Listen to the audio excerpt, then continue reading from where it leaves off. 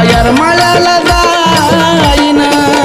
तुमचं नाव माझ्या येडा माईला सांगीन जेव्हा येरमाळ्याला